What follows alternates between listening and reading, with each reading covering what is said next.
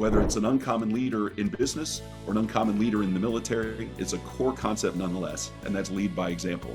And so one of the ways that you can come to take your faith to work is by showing people you're a Christian without ever mentioning the word Christ or Christian or church. People will know it. There's a great hymn out there from the old days called "They Will Know Us by Our Love," right? And people will know you by your love. I like to say in our congregation, people can see the light of Christ in your heart if you just let it shine.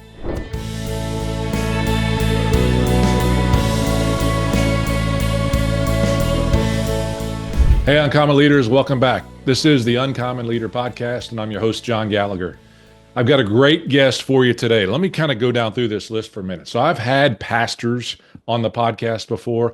I've had military officers on the podcast before. I've had business owners on the podcast before. I've had best-selling authors on the podcast before. I don't know if I've had anyone on the podcast that can claim all four of those titles, if you will. But I'm pretty excited today to introduce you all to Rich Sanders, the author of The Christian Capitalist. Rich, welcome to the Uncommon Leader Podcast. How you doing today?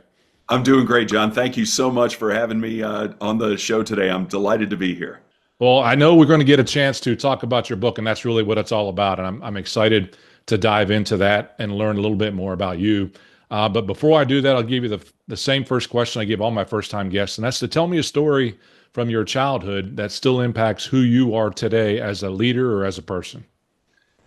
John, thank you first of all, thank you for inviting me. I'm so glad to be here, and I appreciate you asking that question. I just had a phone call earlier this morning where a young woman who's a sophomore in college was talking about how we are who we meet and we are the sum of our experiences. So I think that's a great kickoff question for the podcast. The first thing that jumps to mind is that my dad was a career officer in the Air Force, and the first place our most memorable place that we lived in the time that he was in the Air Force, which started before I was born, was in Italy.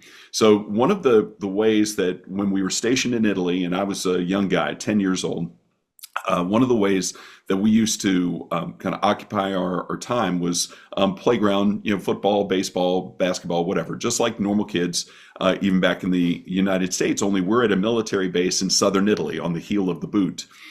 But the memory that sticks with me, and part of what I try and bring to the table as a pastor, is how much fun it was when we would have Bible study. So this is an airman who's maybe 19, 20 years old, and he was leading fifth grade Bible study. So it was 10 boys and him. We would go to the church. We would have a conversation about whatever it was. Then we'd go play football. And so I hang on to that because so many people think of church as overbearing. It's stained glass, it's organs, it's very formal, it's pent up. We've been to churches before where when the kids sing, they don't even clap. But what stuck with me from that is that church can be fun, and talking about Jesus kind of fits into what you already do. Just like I would normally play football 7 days a week, but on that day, it was right after we had studied Scripture, and it stuck with me that you can have fun and integrate the gospel into your everyday life. Love that. And I hadn't thought about that in a long time. And I know that you told me this story before we hit the record button today, that you're out in Phoenix, Arizona, or in Tempe, Arizona, to watch your son play baseball. So sports have stayed an important part, and clearly you're pretty good at it. So that's something from an athletic standpoint. If you got a son that plays for the Cubs, I think that's awesome. And I haven't had a lot to cheer about in baseball for the last 30 years, being a Pirate fan growing up. So that just is what it is. But the Cubs, and they take their baseball really serious out there in Arizona, even for spring training. Just a real quick note about that. That's right. We are in Phoenix for spring training. Our son is in the minor leagues with the Cubs, but the Pirates have somebody to cheer for. Paul Skeens went to LSU, and our son went to South Carolina. So we have been in games where Skeens was pitching before, and he's gotten a great start off in the pros with the Pirates, Rookie of the Year, and starting the All-Star game. So there's hope for Pirates fans. I love that. We always have that hope. And then, eventually they trade him away to the Yankees or to the Cubs or to the Dodgers, whoever it is. But we tend to be that great farm system that lives year round. Either way, Skeens has been phenomenal and fun to watch. You're exactly right. He's given us Pirate fans something to talk about. And I think he's going to be even better this year as long as he can stay healthy. So we could talk baseball probably all the way through, but we're here to talk about your book, The Christian Capitalist. Yeah. the gospel of hard work and generous giving. So as I kind of read through and not the entire book, but a significant part of the book, there was a picture that came to my mind, and it talked about the tension between gaining wealth and our giving health as individuals, as leaders, and not just in the business owner side. But there was a word that you used in the back of the book that I just want to jump into right off the bat, and that's philanthrocapitalism. And I don't know Yeah. if you made that word up or whatever it is, but what is philanthrocapitalism? Yeah, that's a great question. So philanthrocapitalism, I thought was going to be more of a popularized term by now. I did not create it. I found it in a series of articles from about 15 years ago. But basically, for your listeners who are uncommon leaders, they are probably familiar with consumer products of one sort or another, whether it's apparel, whether it's produce, not produce, consumer items in the grocery store. This is an increasing phenomenon where businesses commit to a certain amount of profit for charitable use. There are some companies out there that say, hey, for every couple of shoes we sell, we give one to charity. There's a company out there that says we dedicate a certain amount to charity of our profits. There are certain companies like grocery stores that say, here's the community impact we make with the funds that you give us when you come and shop in our stores. All of those are examples of philanthrocapitalism. The reason I mention it in the book, though, is that we find in the world of the Christian capitalist, we find that philanthrocapitalism lacks one important thing, and it is the foundation of our religion, and that is love. Philanthrocapitalism without love is, in many ways, PR and marketing, right? Hey, look how good we are. Look how we're supporting the community. But if you do it only for the purpose of making yourself look better, and this, again, this is a trend that's really come on in the last 15 or 20 years. There are companies want to show community impact, want to show positive impact on the community, and that's all good. But when it comes down to it, you and I were talking about this a little bit before the podcast started. When it comes down to it, even when you're speaking on behalf of an organization, and many of the leaders who are listening to your podcast today are, they've got a company, 50, 100, 500, 5,000. Mm-hmm. But it all comes down to your individual relationship with God. And if you as the leader are creating the culture of your community that has this philanthrocapitalism component, that's all well and good. But without love, it seems hollow. So that's why we mention it in the book. It's a great step in the right direction. I certainly want to encourage all the uncommon leaders who are listening today to keep doing it. But without that love of neighbor component, it seems, from my, as you mentioned, very particular lens as entrepreneur, author, veteran, and pastor, it seems a little hollow without that love of neighbor. Rich, I love that. And again, you and I chatted offline right before that. I just got the chance over the past couple of days to spend really 2 days with a group of Christian business leaders talking about that very specific topic. And what I kind of refer to it as moving from key performance indicators like revenue and profit and margin and customer service, which are all very important to the success. And I know you talk about this in your book as well, to kingdom performance indicators and the impact we're having on our employees, our communities, in the local church, and frankly, all the way out through the world. And that's where that tension exists. Without love in that, there's oftentimes I'll use this term, strong enough to be a fear of communicating that as well. So in the biblical side, don't let the left hand know what the right hand is doing in terms of giving, and don't be a braggart about that. But if we don't measure kingdom impact, how are we going to achieve kingdom impact? So you have to have a way to measure that. You talk about that.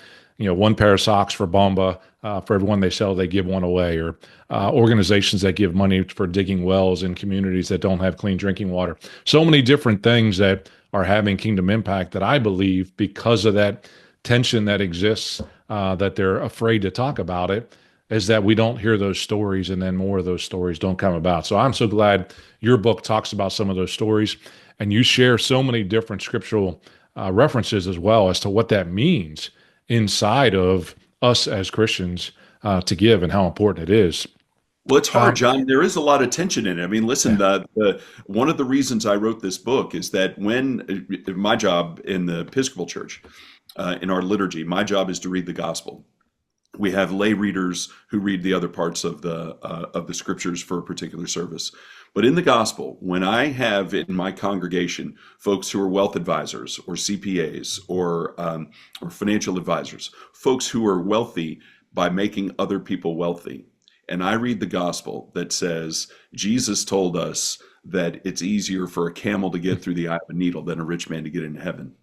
Or when he tells the rich young ruler, hey, listen, there's only one other thing you need to do to inherit the kingdom, and that's sell everything you have and give it to the poor. And the rich man goes away, sad because he has many things. I can see the look on the faces of the members of my congregation. And so the book is trying to help us wrestle with those tensions. They're all throughout the scripture, and they're all throughout daily life. Love that. So let's jump right there. And it's one thing that we want to do. The title, Christian Capitalist. What does it mean to you then to be a Christian capitalist? Oh, I'm so glad you asked.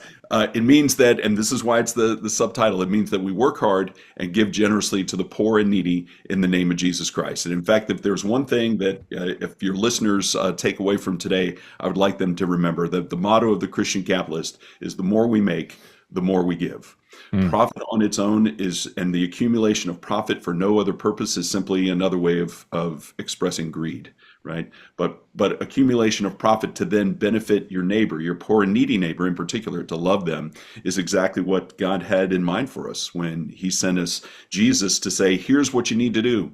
Love God above all else. Love your neighbor as I have loved you. Well, if you're a rich guy and you're surrounded by poor people and you don't give to them, or you're a rich woman and you have all these, have all these material possessions, but see people laying, in the street without clothing or food or shelter, you're missing the concept. Rich, I love that again. And as just as came to mind, the other title you had, according to your LinkedIn profile, is an attorney as well. You've been a healthcare attorney. And it reminded me a little bit, they came back to me because I did some consulting in healthcare as well, hospitals and clinics, working in a not-for-profit hospital and talking with their board of directors, of which their chairman was a nun in the Catholic health system in Chicago. And she said, just be perfectly clear, we are not for profit, but if there's no money, then there's no mission. You've got to have the money to be able to carry out the mission. And so as a Christian capitalist, we've got to be, to bear fruit, back into the Bible again, to bear fruit in the work that we do so that we can help others and both prosper ourselves, but also help others in the name of Jesus. And again, love is one of those perfect words that John, can be. I agree with the nun who told you that so many years ago before. As a business owner, you've got to have the ability, that, as you mentioned earlier, it's an important word, you've got to have sustainability. But once you have your house in order, whether it's your individual house or your corporate house, once you have your house in order, then the question is, what do we want to do with it? Mm-hmm. I mentioned earlier this morning, I spoke with a young woman. We're interviewing her to be an intern for our Christian Capitalist project this summer. And she's a sophomore in college, so maybe 19, maybe 20 years old, pretty wise coming from a person of this age. She said, I really love what you're doing because one day I want to own my own business and I want to make enough money to start a nonprofit. Isn't that wonderful? Mm-hmm.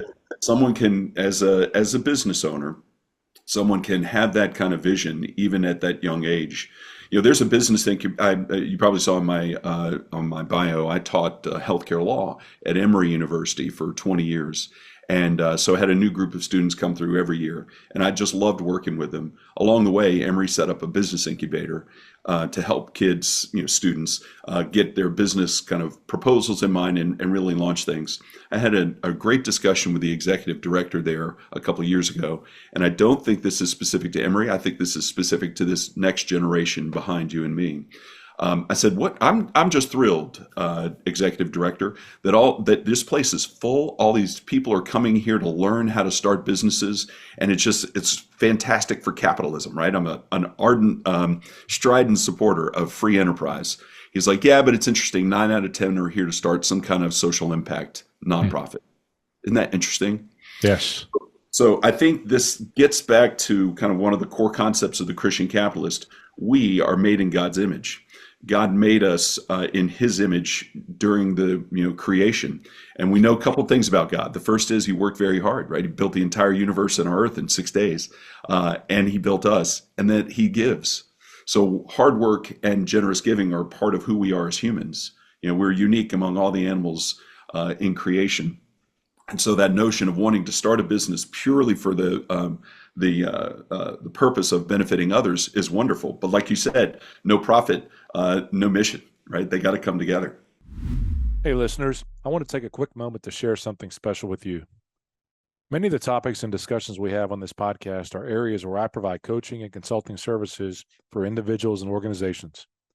If you've been inspired by our conversation and are seeking a catalyst for change in your own life or within your team, I invite you to visit coachjohngallagher.com/free call to sign up for a free coaching call with me. It's an opportunity for us to connect, discuss your unique challenges, and explore how coaching or consulting can benefit you and your team. Okay, let's get back to the show. So, I mean, again, as you say that, I try not to think of the next one, but it's so critical. That generation is coming up, and they've got, whether I don't know which gen they are, it doesn't matter. But the generation, as you said, the generation behind us, I can't keep track of all the Y's and Z's and whatever they are, but they have a desire to give back. They have a real passion for social responsibility. And yet sometimes what's missed is that importance on the side of, you take back that there's no money. We have to teach them to run those not-profits. We teach them to run those churches. By the way, this is coming from a guy with business, like a business. Right. Okay, that if you want that to be sustainable, if you want it to have the kingdom impact it can really have, then you need to be having you need to utilize some fundamental business principles that are there. So I think that's one of the barriers that exists in that space, is to make sure they're learning that as well. They get the liberal arts side of the work that they want to do and have an impact, and they miss the business side of, well, how do I make sure I'm solvent and can make that happen? You know, that another side of that is Christian. What are some of the other, again, another title that I missed when you just told me was a professor, but as a pastor and as a business owner, and so then you're meeting with your congregation, if you will, the people in your congregation, what are some of the other misconceptions or barriers that they run into about the relationship between Christianity and capitalism? It's a great question. I'll tell you, getting back to the question you asked me earlier about philanthrocapitalism, you know, in talking either as a lawyer or as a professor and talking with folks who want to start a business, the first question I always ask is, what is the mission? You know, what are you starting this business for? There's a great book out there called Start With Why, right? So what are you trying to do? And the short answer is, if you're starting a nonprofit and you want to, you know, have some kind of charitable effort, or if you're starting a business, either way, they have to be sustainable. The question is, does one ultimately have no profit, so there are no shareholders to give a dividend to, or do you have shareholders but still then offer that benefit to your neighbors? Our concept as the Christian capitalist is that you can do both. It is easy. Starting with people who have committed their lives to God, who have said, I want to give up everything I have to God and serve only Him, and I'm going to enter a religious order and become a nun. Just like that woman at the hospital that you worked with back in Chicago, right? But you can have the same level of commitment to God as a small business owner or an executive in business. It's just a different way to worship, and it's a different way to glorify Him. And so that's one of the biggest misconceptions. You know, we start with this concept of, well, I can only worship and glorify God if I fully commit to the church, if I fully commit to religion, if I become a nun or a monk or, you know, pastor or priest. Otherwise, I'm just a business person, and the best I can do is put something in the plate when it comes by, or these days, make my electronic contribution. And I just, I really want to discourage folks from that kind of mindset. When we work, we glorify God. And when we give, we glorify God. And that includes small business owners like you just met with your conference. That includes your listeners. Everybody can have the same kind of role of serving and glorifying Him, regardless of what kind of business they have, as long as they're helping others through that business. And that can be after a very successful year or a very successful string of years where folks are putting money in their 401ks, whether they're, you know, buying a new house or buying a new car or saving for their kids' college. All of those things are consistent with being a good Christian, as long as the end result is you're loving your neighbor. John Wesley had a great way of putting this. Because again, you and I, one of the words we've been talking about a lot today is tension. There is some tension in the message here. And Wesley, back in 1750, John, I mean, so this is not a new concept, but he had a great way of describing it in three kind of instructions to his congregation in his sermon on money. He said, earn all you can. Now that's fantastic, right? That's like straight out of Wall Street. You and I are guys from the 80s, right? That's Gordon Gekko talking. Go earn all you can. But then he throws everybody a pause, and the modern word we would say is sustainability, right? Earn all you can, but then save all you can. Be a good steward of everything that you earn. And to me, for your listeners, that means get out of debt, right? I'm starting to sound a little like Dave Ramsey now, but I'm not. I'm not a financial advisor among all the careers that I've had. But it's, get out of debt, be sustainable, save for yourself for the future, for when you're old and need health care cared for, save for your kids if you got them so that they can go to school wherever they choose in their college, and have good savings and investments as part of your diversified portfolio. That's all good. But then Wesley said the third thing: earn all you can, save all you can, give all you can. And so one of the things I love to talk to accountants about in particular, and financial advisors, is that last part. How exactly do you save all you can and then give all you can? There's some tension in that, isn't there? Absolutely.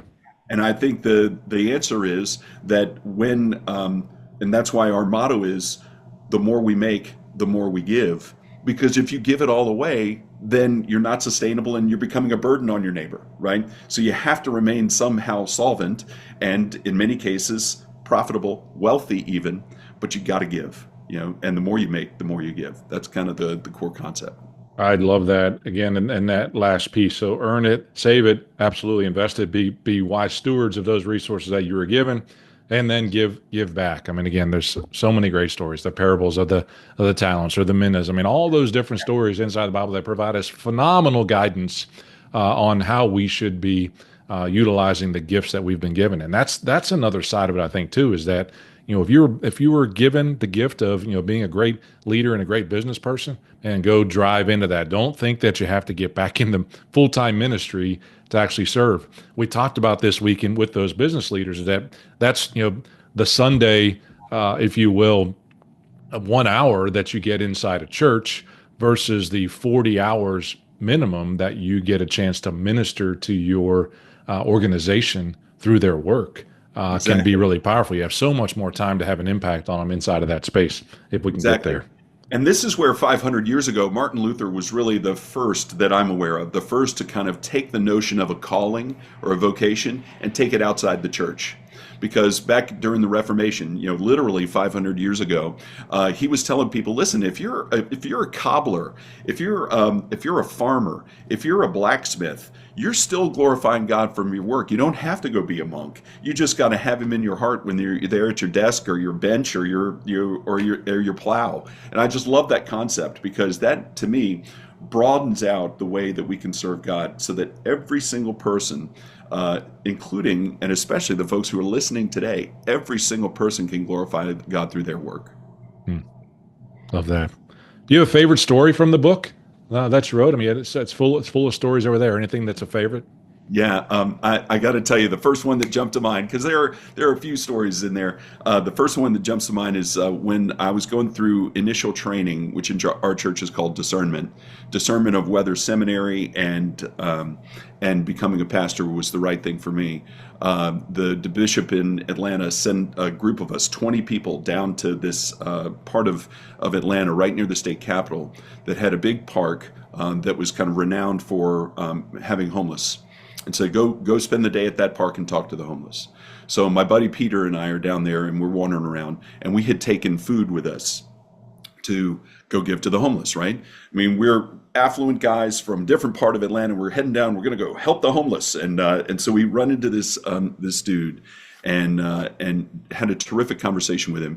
John, imagine it's a nice sunny day in October. He's laying in the grass in a park on a blue sky day. The state capitol is right here, right? And here come he's African American. Here come these white guys, and we got a bunch of food. And we're like, hey man, we just started talking with him. And once we did, we realized how completely misguided we were. Mm. and the preconceived notions we had of what it means to be rich.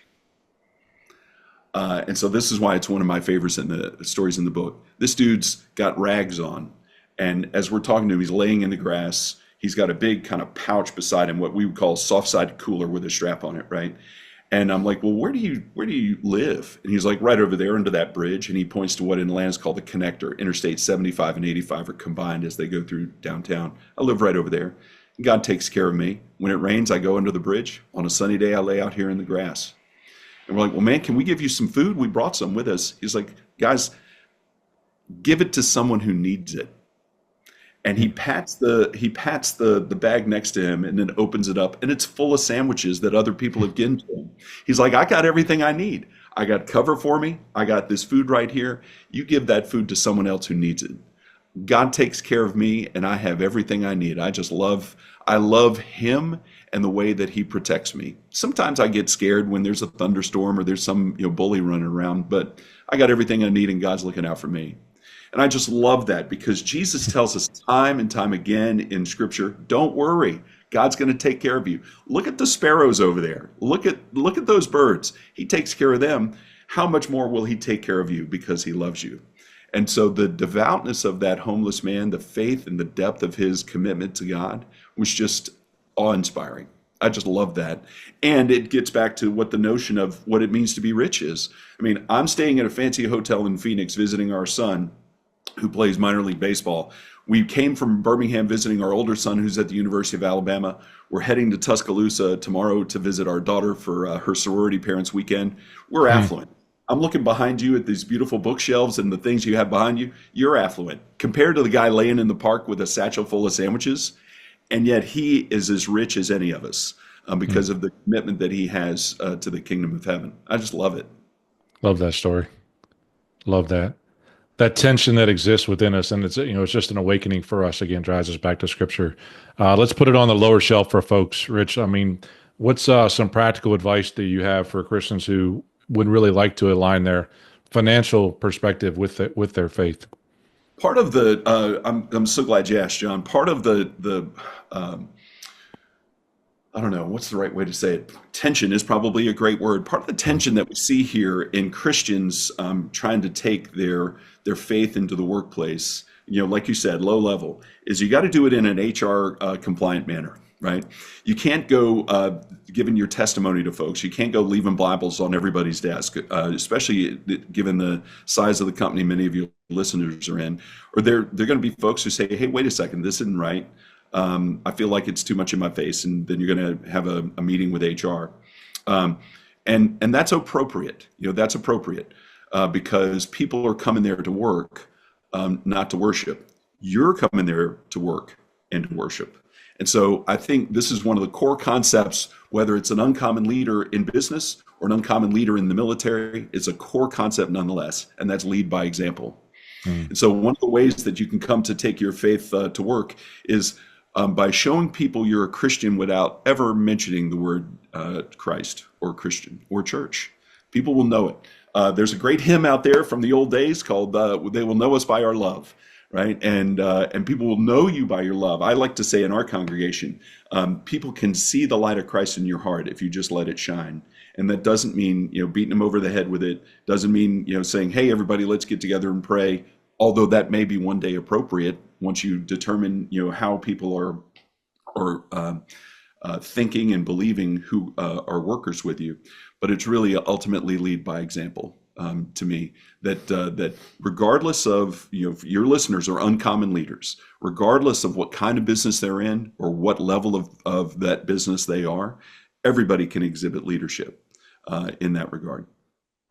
Rich, love that. It can be that simple and it can be that difficult. I'd love to introduce you to another gentleman I met this week, by the way, who is another attorney, not-for-profit attorney, who defends folks in the workplace who also choose their faith. And he says, we've got more freedom than we believe. Having said that, I know that there are many individuals who are not Christians who believe that the hypocrisy of Christians exists, and that as long as we do, if we're not living by the example that God talked about inside the entire Bible, that Jesus modeled with his behaviors in love, that we will be seen as those individuals that just are Bible thumpers that really don't care about me. We've got to be very aware of that, and I love the idea of leading, but starting off with leading by example.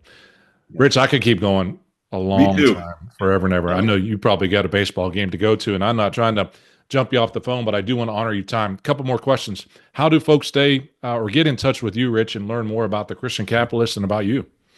So we found what I thought was a relatively new website address, I guess domain.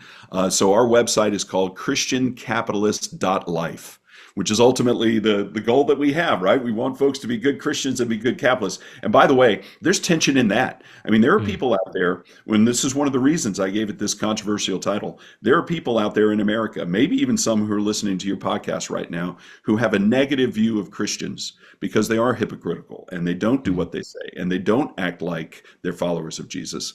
There are sure a lot of people, maybe not who listen to your podcast because it's so business focused, but there are a whole lot of people who hear the word capitalist and think greed, exploitation, and negative, right? So I gave it this controversial title because I want folks to at least understand from my perspective that Christianity and capitalism are not at odds, that they can completely be fit together and thrive together when they're for the benefit of the poor and needy.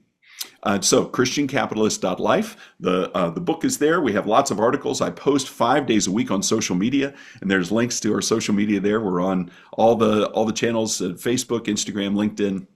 And in particular, for those of you listeners who are financial advisors or financial professionals, I focus my video commentary on LinkedIn in that direction because I think you talk about kingdom impact and kingdom performance indicators, that the message of hard work and generous giving is kind of exponentially grown into the kingdom when I'm talking to financial advisors about, hey, somebody just came to me and said they've inherited $1 million. What do I tell them? And I say, save some, give some, right? I mean, you got to hand things over when you get a windfall like that. And then of course we also have Rebecca and I started. My wife, Rebecca, and I, who's been with me all along the way, started a nonprofit that's just getting started. We don't even have our website yet, but you'll find links to there. It's called Koinonia Mission. And for just the reason that you mentioned, John, that so many Christians who are not inclined to go to church because church has such a negative connotation to them still want a way to love their neighbor and do the things that Jesus asked us to do. Koinonia Mission is going to be set to assist Christians in communities to come together and serve the poor and needy outside of a church framework. And so that'll be koinoniamission.life. There'll be a link to that on the Christian Capitalist stuff. Awesome. I will make sure to put a link in the show notes for folks to get to. Rich, what a blessing it's been to have the opportunity to meet you, to chat with you today. I wish you the best going forward. I'm going to finish and give you the last word with the same question that I always use, and that's I'm going to give you a billboard. You can put it anywhere you want to. What's the message that you put on that billboard, and why do you put it on there? I love it, John. Thank you. The message is the Christian capitalist. The more we make, the more we give. And that's because that's what God's called us to do in business. Excellent. Thank you so much, Rich. I wish you the best. Thank you, John. It's been a pleasure. Thank you.